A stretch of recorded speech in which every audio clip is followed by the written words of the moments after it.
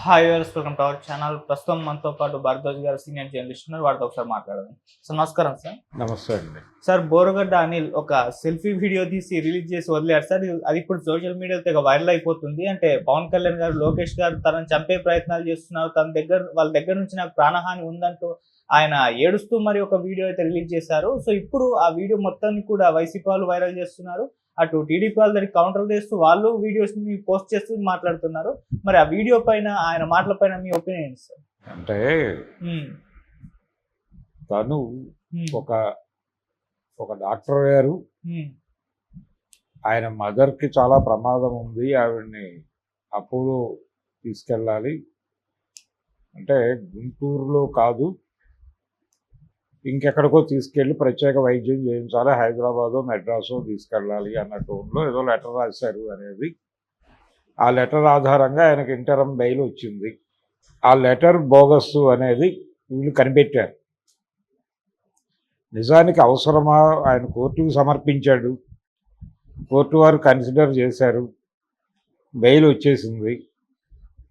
దాని మీద media interest చూపించి వెళ్ళి ఆ డాక్టర్ గారిని కలిసి, అయ్యా మీరే ఇచ్చారా ఇది అని అడిగి, వారు ఇవ్వలేదు అనే విషయం వీరే తెలుసుకుని రకరకాల ఛానల్స్లో దాన్ని ప్రదర్శించి, బలానా డాక్టర్ గారి దగ్గర నుంచి ఓ బోగస్ సర్టిఫికేట్ తీసుకొచ్చి వీరు బెయిల్ పొందారు అని మీడియా ఇంట్రెస్ట్తో బయటకు వచ్చినటువంటి వార్త.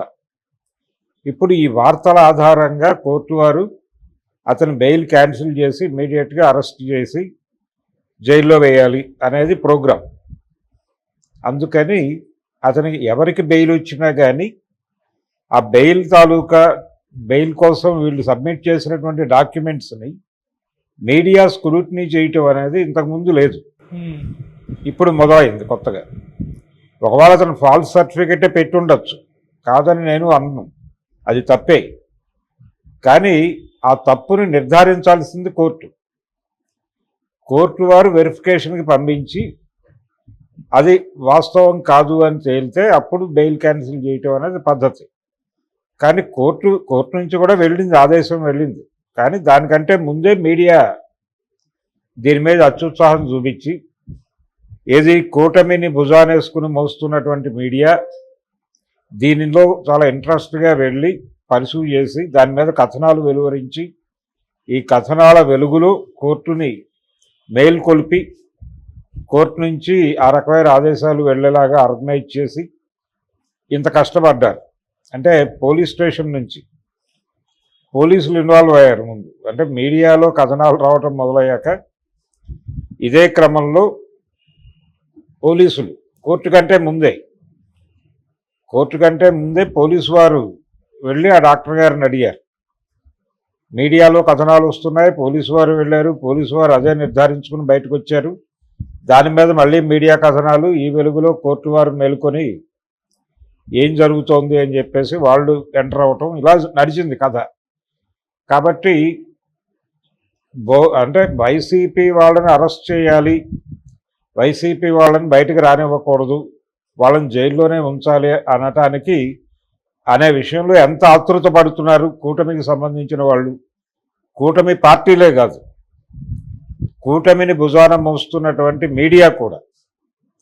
మీడియా విపరీతమైనటువంటి అత్యుత్సాహంతో ఉంది. అంటే ఎంత ఉత్సాహంగా ఉన్నారంటే వీళ్ళు, అతన్ని అరెస్ట్ చేస్తే చాలదు, నాలిక కొయ్యాలి అని ఒక మెయిన్ స్ట్రీమ్ ఛానల్, ఒక శాటిలైట్ ఛానల్ తాలూకా యూట్యూబ్లో వచ్చినటువంటి థంబ్నెయిల్, అతన్ని కోర్టుకు పెడితే చాలదు, నాలిక కొయ్యాలి అనేది కోరిక, థంబ్నెయిల్ అన్నమాట. అది మాట్లాడారు లోపల. ఆ లెవెల్లో ఇంత ప్రోగ్రాముడుగా మీడియా వ్యవహరించడం అనేది గతంలో ఎన్నడూ లేదు, ఇప్పుడే చూస్తున్నాం. అది పౌసానికి సంబంధించి. అలాగే వర్మ గారికి నోటీసులు సర్వగానే అరెస్ట్ అయిపోయాడు, జైల్లో పెట్టారు, ఆయన్ని చితక్కొట్టేస్తున్నారు, 3rd డిగ్రీ అమలు చేశారు, 4th డిగ్రీ అమలు చేశారని విపరీతంగా ప్రచారం. ఆయన ప్రకాష్ రాజు ఫామ్ హౌస్లో దాక్కున్నాడని కాదు, ఇంకా ఎక్కడికో వెళ్ళిపోయాడని, బాంబేలో ఎవరింట్లో ఉన్నాడో ఇక్కడ దాకా చేశారు హడావిడి. ఈ క్రమంలోనే ఆయన మీద ఏదో బాంబేలో కేసు ఉంటే దానికి సంబంధించిన వివరాలు సేకరించి ఇంత ఉత్సాహం ప్రజా సమస్యల మీద పెట్టరేంటి వీళ్ళు, నాకు అర్థం కాదు. ఇది తప్పని నేను అంటలేదు, న్యూస్గా మీకు ఎందుకు ఆ ఏరియాలో ఎక్కువ ఫోకస్ పెడుతున్నారు అనేది. ప్రజల సమస్యల గురించి మీరు ఈ మధ్య కాలంలో ఎప్పుడైనా స్పందించి సీరియస్గా ప్రభుత్వాలను నిలదీశారా? ప్రభుత్వమే మాది అని అనుకుంటున్నారా? ప్రభుత్వానికి కళ్ళు కాళ్ళు చెవులు అన్నీ మేమే అనుకుంటున్నారా?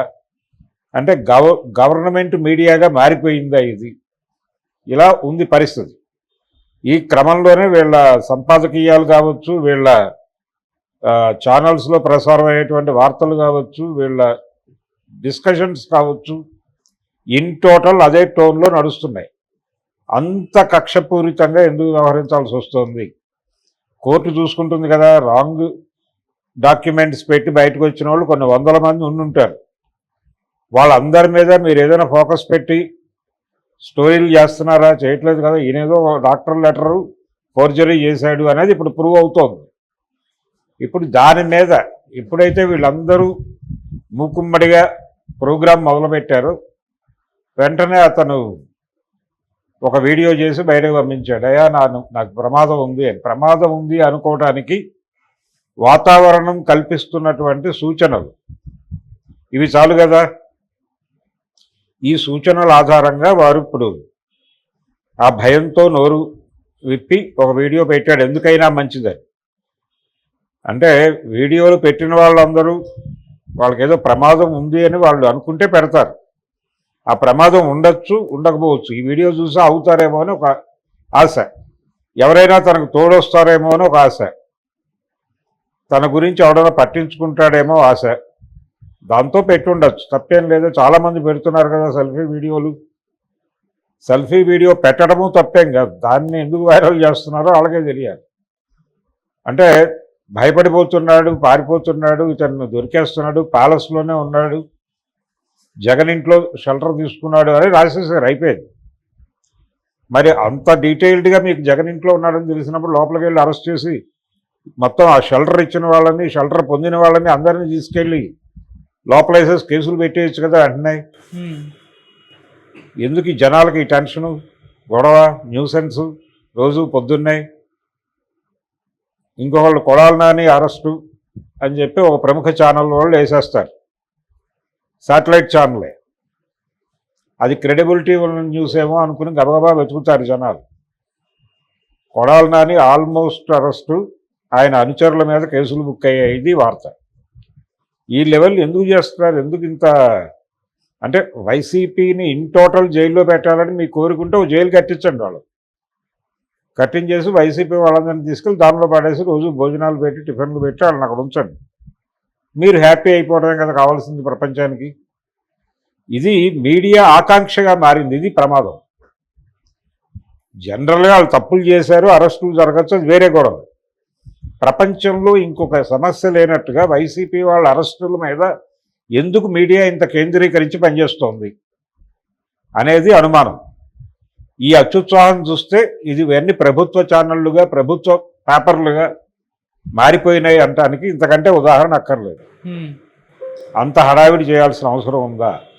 అవతల వాళ్ళు మాట్లాడేదాన్ని మీరు అసలు వినిపించరా?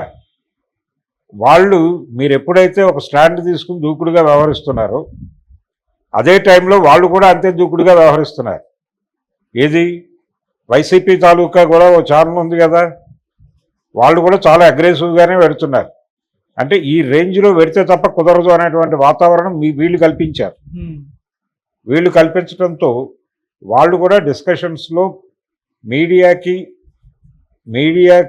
రాజకీయాలకి ఉండాల్సినటువంటి లైన్ క్రాస్ చేసి వాళ్ళు కూడా రాజకీయ వ్యాఖ్యానాలు చేసేస్తున్నారు. పొలిటికల్ మోటోతో మాట్లాడటం వేరు, రాజకీయాల మీద క్రిటికల్గా మాట్లాడటం వేరు. వాళ్ళు క్రిటికల్గా మాట్లాడటం మానేసి రాజకీయాలు బయాస్డ్గా మాట్లాడేస్తున్నారు. ఎక్కడ? వాళ్ళ పేపరు, వాళ్ళ ఛానల్లో కూడా వీళ్ళు ఎలా ఉన్నారో వాళ్ళు అలాగే అవకతప్పని పరిస్థితి, అనివార్యత క్రియేట్ చేశారు. నిజానికి వీటిని ఎదుర్కోవడానికే వాళ్ళు అవి పెట్టారు. ఈ రోజున కాదు, కాంగ్రెస్ పార్టీ ఉన్న రోజుల్లోనే తెలుగుదేశం పార్టీకి విపరీతంగా మీడియా సపోర్ట్ ఉంటుంది, కాంగ్రెస్కి మీడియా సపోర్ట్ డొల్లా, అందుకని మనం ఇమ్మీడియట్గా ఒక పేపరు ఛానల్ పెట్టాలి అని వాళ్ళు చంద్రబాబు నాయుడు గారు ఆ రోజుల్లో అంటే 99 ఎన్నికల్లో గెలిచినప్పుడు అనుకున్నారు.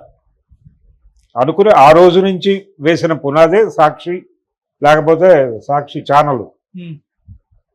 కాబట్టి ఈ మొత్తం సినిమాకి వెనకాల ఉన్నది డ్రైవ్ చేసింది తెలుగుదేశం మీడియాని. అదే ఇప్పుడు కీలక పాత్ర పోషిస్తుంది. హడావిడి మీడియా ట్రయల్స్ అంటున్నాం. మీడియా ట్రయల్స్ నడిపేస్తున్నారు ఈ ఇతని మీద, బుర్రగడ్డ మీద నడిపేస్తున్నారు. అతను ఏ క్షణమైనా అరెస్ట్ అయిపోవచ్చు, దొరికేశాడు, ట్రేస్ అయిపోయాడు, ఈ పద్ధతిలో వెళ్తోంది. ప్యాలెస్లో ఉన్నాడు, ఇంకో 10 నిమిషాల్లో అరెస్టు అని చేయించేయండి మీరు. అంటే పోలీసు వ్యవస్థ మీడియా కలగలిసిపోయి కోర్టులను కూడా ఇన్ఫ్లుయెన్స్ చేసేసి నానా గందరగోళం చేసేస్తున్నాడు.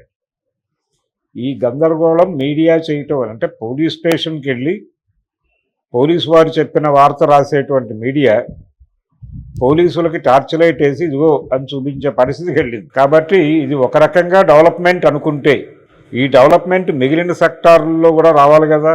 కూటమి ప్రభుత్వం ప్రజలకి చేస్తానని చెప్పినవి చేయలేకపోతున్నవి, వీటి మీద ఎక్కడా ఫోకస్ కనబడదా మీడియాలో. టోటల్ కేంద్రీకరణ జగన్ మీద target, Jagan target, YCP target.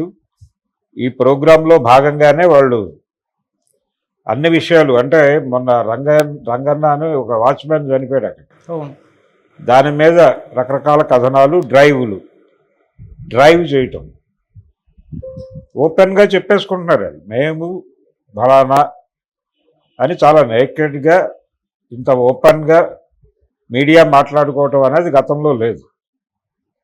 ఇది ప్రపంచం మొత్తం ముందు చాలా అసలు ఏమాత్రం మొహమాటం లేకుండా మాట్లాడేస్తున్నారు. రాజకీయ నాయకులు అలాగే మీడియా పర్సన్స్కి మధ్య ఉన్నటువంటి ఆ గీత చెరిగిపోయి రాజకీయ శిబిరాలుగా మారిపోయినటువంటి మీడియాను చూస్తున్నాం.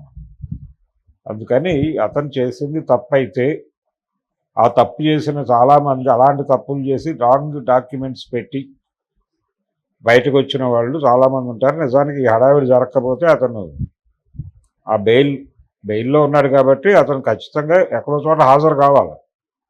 ఆ హాజరు అవ్వటము, దానికి సంబంధించినటువంటి లీగల్ ఇష్యూస్ ఏవో చూసుకునేవాడు అతను. ఈ గొడవ లేకపోతే ఈ గొడవ చేసి ఇప్పుడు వాళ్ళ మదర్ నిజంగానే ప్రాబ్లంలో ఉండుండొచ్చు. ఆ ప్రాబ్లం అంటే ఇప్పుడు అతన్ని కార్నర్ చేసి ఒకవేళ వాళ్ళ మదర్ చనిపోతే దానికి బాధ్యత తీసుకుంటారా వీళ్ళు? ఎందుకు గొడవ? అసలు మీ ఇంట్రెస్ట్ ఏమిటి? అతను పొలిటీషియన్ రాంగ్ తప్పు చేశాడు, ఒక వార్త వేసి వదిలి దాని మీద ఎందుకు ఇంత డ్రైవ్లు హడావిడి? అందుకని పొల్యూట్ అయిపోయింది అనేది మీడియా డ్రైవ్ ఇదంతా.